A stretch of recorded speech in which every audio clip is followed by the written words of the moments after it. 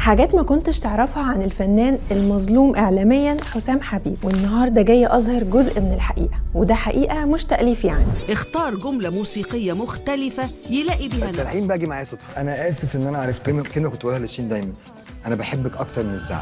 في بداية الألفينات كان الشاب حسام الدين حبيب مجرد شاب عادي بيحب مجال المزيكا والغنى، وكان حلم من أحلامه إنه يدخل المجال ده. اتولد حسام حبيب في عيلة غنية، فوالده له رتبة في الجيش ووالدته من عيلة أرستقراطية. ولو أنت ما تعرفش، فحسام بدأ مشواره الفني كملحن قبل ما يبقى مطرب، وده لأنه اكتشف إن عنده موهبة كبيرة جدا في التلحين، والموهبة دي تحديدا اللي لفتت في البداية نظر ناس كتير في الوسط الفني. واللي أنت برضو ممكن تكون ما تعرفوش إن حسام كان شغال على أغنية في البداية، ولحن الأغنية دي هو نفس لحن أغنية عايشالك لإليس. وقتها القائمين على ألبوم إليس قالوا له إحنا محتاجين اللحن ده، ولأن حسام دايما فيه الحتة دي إنه يدي الألحان لصحابه وزمايله بكل حب عادي جدا، وافق واداها لإليس. بحضر لأول ألبوم ده اللي هو لسه، وكنت عامل اللحن بتاع عايشالك جوه الألبوم بتاعي. وبعدين قال لي بقى إليس تعمل الألبوم بتاعها، فاديها اللحن ده لحنك. قلت له اديها على طول نزل كسر الدنيا. وطبعا مش محتاجه اقول لكم الاغنيه حققت نجاح كبير جدا وقتها قد ايه. الاغنيه دي اساسا هي اللي صنعت اسم اليس، وكمان خلت اسم حسام يروح في حته تانية كملحن، واسمه ابتدى يتعرف في المجال.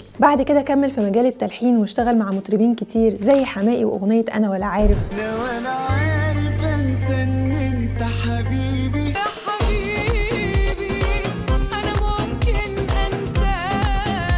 لكن كان عنده حلم انه يكون مطرب بنفسه، وسنة 2004 قرر حسام حبيب انه يخوض تجربة الغناء، ونزل اول ألبوم ليه بعنوان لسه. والألبوم ده كان من انتاج شركة ميلودي، وقدم حسام حبيب لأول مرة للجمهور كمطرب، وحقق نجاح مش طبيعي. مفيش أغنية واحدة في الألبوم ما نجحتش. قلبي سألني عليك بتقول لي حبيبي لقيتها. وفي وقت قصير جدا وبعد الألبوم ده بالظبط بقى عندنا نجم كبير وله شعبية جارفة اسمه حسام حبيب. واستمر حسام في تقديم الأغاني لحد ما رسخ مكانته في الوسط الفني وفي الصفوف الأولى، وده كمطرب وملحن موهوب في نفس الوقت. وفي الوقت ده كان في منافسة شرسة ما بينه وبين باقي أبناء جيله زي تامر حسني وحماقي ورامي صبري. يعني حسام كان في الصف الأول وبقوة، أغانيه بتشتغل في كل مكان، شرايطه بتحقق أعلى مبيعات. انت من حظك انك كنت عملت لسه فظيع الغنوة. لا طبعا احنا كنا محظوظين. بداية بقى الساتلايتس والمحطات المزيكا بس. وبعد كده شارك في أعمال جماعية ناجحة زي أغنية لو كنا بنحبها وإعلان أحسن ناس. أما تاني ألبوم لحسام حبيب فكان بعنوان جوه القلب سنة 2008. الألبوم ده بقى كان خطوة قوية جدا في مشواره الفني، وحقق نجاح كبير جدا وقتها، وخلى حسام يثبت نفسه أكتر كمطرب محبوب للجمهور.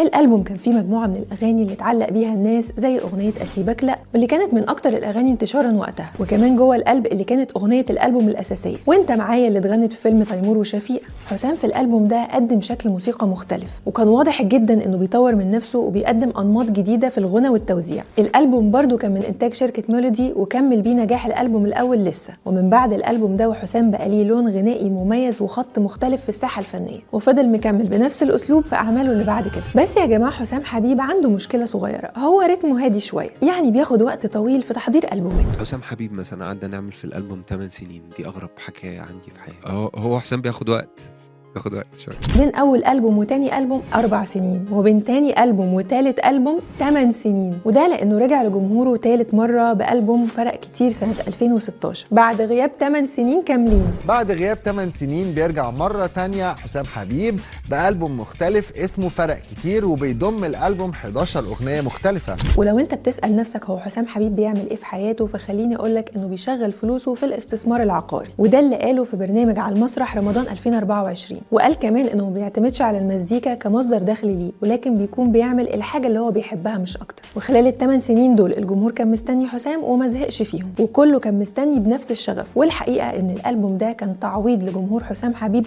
عن ال8 سنين اللي غابهم. البوم مختلف فيه مزيكا عبقريه، ما فيهوش اغنيه واحده عاديه حتى، ونجح وكسر الدنيا. وفي كل السنين دي سواء موجود او غاب، حسام حبيب كان محافظ على مكانته، نجم ناجح وهادي وما بيحبش الظهور ولا البرامج، وفي حاله جدا وبنسمع بيسمعش عنه غير كل خير. حسام انت نجم وصوت مميز وحققت نجاحات مهمه جدا، ما ينفعش تتوقف، لازم ترجع تغني تاني بقوه. ده حتى أصالة قالت عنه كده. كل ما بشوف حدا بقول لازم يتجوز الا حسام. يعني ليكون مغشوشه. ووسط كل ده شايفاك يا اللي بتسأل عن حالة حسام حبيب العاطفية. والله هو تكاثرت الأقاويل في الموضوع ده، بس أنا هكون صريحة معاكم. حسام حبيب في سنين طويلة جدا من حياته كان مقرب من إلهام وجدي، ملكة جمال مصر سابقا والممثلة حاليا، دايما مع بعض في كل مكان، كل سفرية، كل تكريم، وما حصلش بينهم أي مشاكل طول السنين دي، ولا في أي خلافات ظهرت للعلن، بالعكس كانوا مبسوطين مع بعض جدا. وبأكد تاني إحنا ما نعرفش إذا كانت علاقة حب ولا لا، بس اللي نعرفه إنهم فضلوا سنين كتير قوي مع بعض أيا كان مسمى العلاقة دي، ومحدش كان بيسمع عن حسام حبيب إلا كل خير ولا أي كلمة وحشة واحدة. وجمهور حسام حبيب بقى كان بيحب العلاقة دي جدا، ولو عايزين يعرفوا عنه أي حاجة بيروحوا على أكاونت إلهام على طول، وكانوا بيشوفوا قد إيه حسام مبسوط وقد إيه فيديوهاتهم مع بعض جميلة. وفي نفس الوقت ده خلوني أقول لكم إن حسام حبيب وشيرين عبد الوهاب كانوا أصدقاء جدا كمان، لا أصدقاء قوي قوي يعني. هو صديق ليا مقرب جدا. أول مرة أقف أغني أغنية بعد 8 سنين، بقف أغنيها على المسرح بتاعها يا حبيبي بعد 8 سنين. لا وكانت شيرين بتستشيره في الألحان، ده كان بيزورها هو وإلهام وجدي كمان. وفي ألبوم فرق كتير اللي هو ثالث ألبوم لحسام حبيب عمل هو وشيرين دويتو كل ما غني. ثم فجأة كده حسام وإلهام ما بقوش بيظهروا مع بعض ولا بقى ليهم أي علاقة ببعض، ومحدش كان فاهم ليه ومحدش كان فاهم حصل ايه. ثم فجأة بدأت فصول قصة حب جديدة الناس كلها شايفة إنها ضرت حسام حبيب فنيا جدا جدا واجتماعيا كمان والله. والحقيقة هي جوازة حسام وشيرين ضرت الاتنين، مش بس حسام لكنه الطرف الأكثر ضررا الحقيقة. حسام حبيب موهوب جدا جدا جدا وذكي جدا. حسام حبيب مش شرير، مش شرير زي ما الناس فاكره والله. كده انه حسام في فترة صعبة في حياته وهيرجع لنا تاني. انا كنت بتمناه من زمان، قلبه حلو وبناتي بيحبوه جدا. الراجل تحول من مطرب محبوب محدش بيسمع عنه حاجة خالص غير أغانيه وبس، لأكتر حد بيتشتم في الوطن العربي وبلا أي دليل. سيناريوهات من الخيال بدبح فيها بني آدم، بدبحه. على مدار كل السنين اللي حصل فيهم الأكشن ده هو عمره ما طلع ودافع عن نفسه حتى، لا وعمره ما طلع وهاجم، اللهم لقاء أو اتنين بالكتير، وبرضه ما غلطش في حد فيهم عمره. بيقولوا في حاجات العقل بيرفض يستوعبها، خصوصا البني آدم اللي بيفكر بقلبه مش عايز يوجعه. القصة بين حسام وشيرين بدأت زي ما قلت لكم قبل الجواز بسنين، لأنهم كانوا صحاب أصلا في البداية، وحسام كان دايما يقول إنه معجب بشيرين، وشيرين كانت بتشكر في حسام، وكان بينهم كيمياء فنية واضحة جدا، وده بان في أغنية كل ما غني. ووقتها ابتدت تنتشر إشاعات إن في حاجة ما بينهم، والاتنين نفوا الموضوع ده وقالوا إن هو مش صح. لا قلت لهم يا جماعة مفيش الكلام ده، احنا أصحابه. إيه أبويا عمل حركة لذيذة جدا، بعتوا له على البرايفت مسج هو حضرتك بابا حسام؟ فقال لهم طب حسام فعلا اتجوز شيرين ولا لا؟ قال لهم اتجوزها.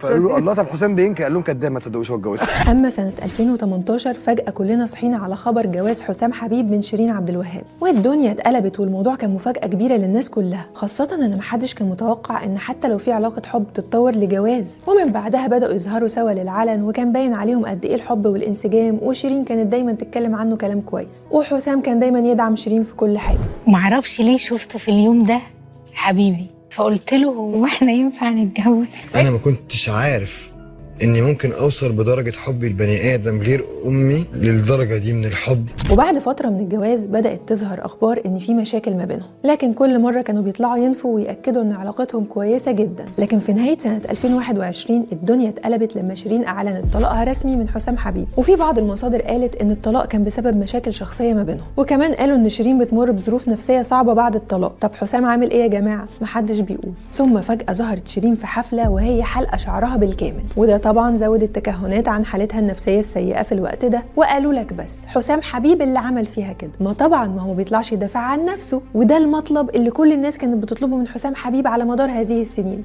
اطلع ودافع عن نفسك. لكن حسام حبيب كان بيرفض انه يدافع عن نفسه، ويمكن دي غلطه من الغلطات اللي لو كان عملها بالبدايه ما كانش حد اتكلم عنه كل الكلام ده. ووسط كل الحاجات اللي بتحصل دي كان في طرف من الطرفين بيطلع ويتكلم في الاعلام وكان بيهاجم جدا، وطرف تاني ملتزم الصمت تماما، والجمهور كان مشتت ومش عارف ياخد صف مين. في ناس شافوا ان حسام طول حياته ما عملش مشاكل وما سمعناش عنه مشكله واحده، وان شيرين كان لها سلسله من المشاكل في الوسط الفني، فيجوز في الموقف ده هي الطرف الظالم. العلاقه دي اللي اتدمر فيها بنسبه 100% حسام حبيب، قاعد بيدفع كل الفواتير نتيجه لان هو بيحبها. وناس تانية تقول لا حسام هو الظالم، بس دول بقى ما كانوش بيقولوا اي دليل، هم كانوا بيقولوا كده لمجرد ان شيرين بتطلع تتكلم وتهاجم، فيتحمسوا قوي ويهاجموا حسام قوي، ثم هوب فجأة يتصدموا لما يعرفوا اللي حصل. ونسأل الله سبحانه وتعالى أن يجمع بينكما في الخير والسعادة. بعد الطلاق بفترة وتحديدا سنة 2022 بدأت تطلع إشاعات إن بيتم الصلح بين حسام وشيرين، وفي نوفمبر 2022 فجرت شيرين عبد الوهاب مفاجأة قوية جدا لكل الناس اللي كانوا بيدعموها لما شيرين رجعت لحسام واتجوزوا تاني رسمي، ووقتها قالت لكل الناس إنها بتحبه جدا وإنه إنسان طيب جدا جدا، وإنها اتهورت لما اتكلمت عنه وحش في الإعلام، وإن علاقتهم كان فيها مشاكل فعلا، بس في نفس الوقت كان بينهم حب كبير.